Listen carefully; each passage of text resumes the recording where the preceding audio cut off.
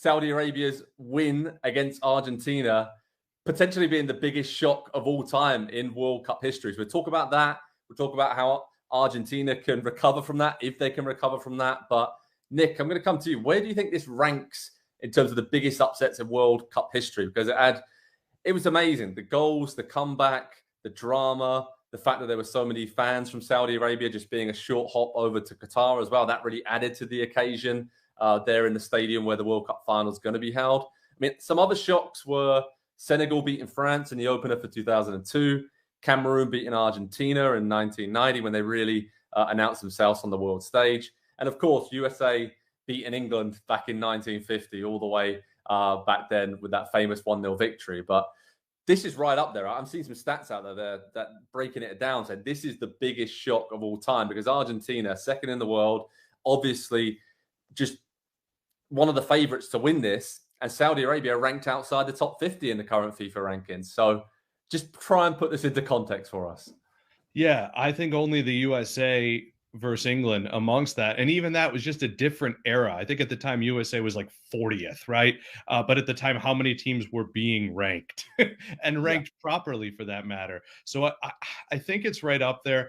I've been having trouble with this all day, and maybe it's the CONCACAF in me, honestly. But I think about the USA beating Portugal 3-2 at the 2002 World Cup. Yeah. Luis Figo, one of the big names at the tournament at that one.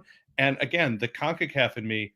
Remember when Costa Rica, like 8 years ago, was in a group with England, Uruguay, and Italy, and came out of the group and opened with consecutive wins over Uruguay and Italy? That, to me, seems like it should be considered just a bit bigger than this, especially considering that Saudi Arabia is pretty close to home.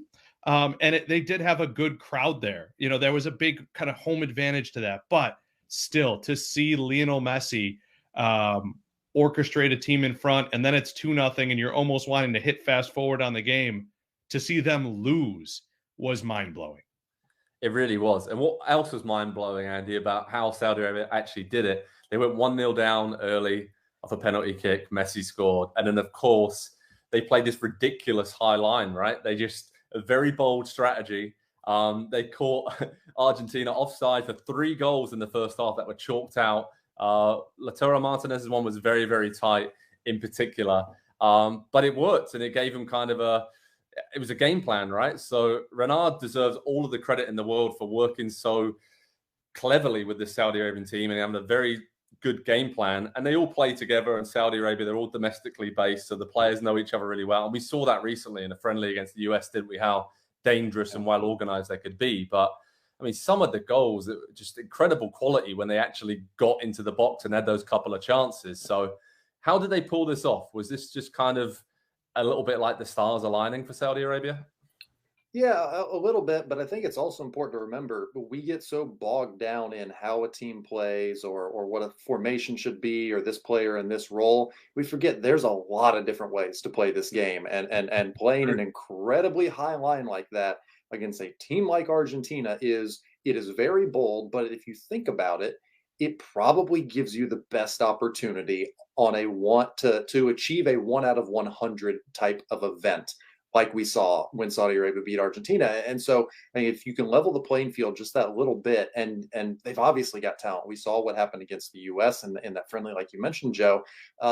We probably slept on this team just a little bit. And when you've got a team, again, to your point, when you've got a team that's been together as long as they have and has played to as many games together as they have, you're going to see them perform above expectations at major tournaments when they get the opportunity. And on biggest upsets earlier, by the way, because I picked Argentina, I feel like I have to spin a narrative now already, one game into the campaign.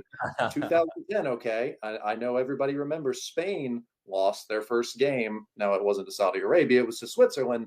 They went on to win the tournament. So still hope for Argentina, of course. Yeah, definitely. But the thing about Argentina was, even in the second half, as soon as they went 2-1 down, they were just shell-shocked almost. They were just didn't quite know. They were lobbing long balls into the box. And you can't really do that when you got Messi and Martinez. It's not really the way to play. And it played into Saudi Arabia's hands, I think, and panicked a little bit. So, yeah, I mean, the question was there at the bottom, that Nick, are Saudi Arabia dark horses? Did we sleep on them? I mean, is it, they've ended Argentina's 36-game unbeaten run, which was dating back years, which is incredible. And it's now a national holiday in Saudi Arabia that they've said to celebrate this win and the magnitude of it. So do we think, having watched Mexico and Poland as well in that group, that they can actually get out of the group? And then who knows? You mentioned it there as well, with the home support being, right there in Qatar as well. So every tournament, there's always one team that comes from nowhere, and I don't think anybody picks Saudi Arabia. Had there been a winner in the Mexico-Poland game, I would have told you I like the dark horse status. But if you're now going to meet a Mexico and a Poland team who are absolutely desperate, and yeah, but let me jump in real quick. Sure. Both of those teams need to, one, beat Saudi Arabia and get at least a draw against Argentina. Like, nothing short of that will do. And Sure.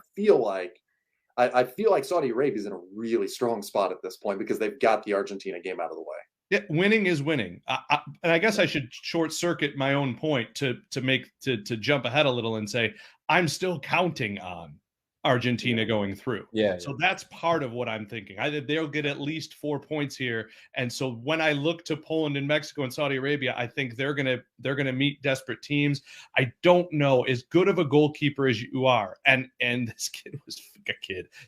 I'm old. This guy was fantastic.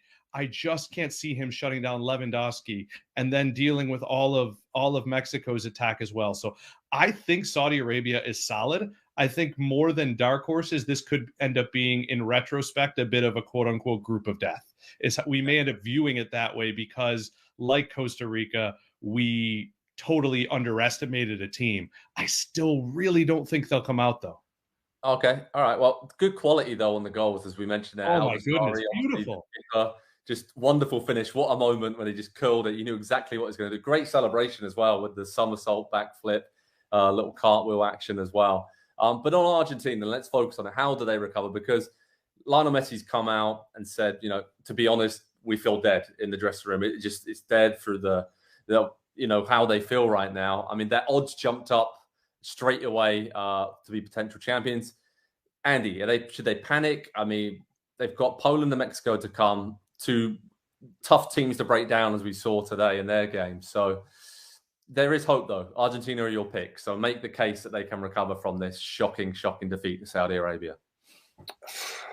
These things happen. And I know it sounds callous to just write it off and say these things happen, but Manchester City lose multiple times every season in the Premier League. They are still Manchester City, and I still look at this Argentina team with the experience of last summer winning Copa America, and coming together as a group the way that they did. Like, they were off on their own for an entire month together. It just feels like this team is much too strong to go out the way that we saw them against Saudi Arabia on Tuesday. I would expect to see a very, very strong response in game number 2.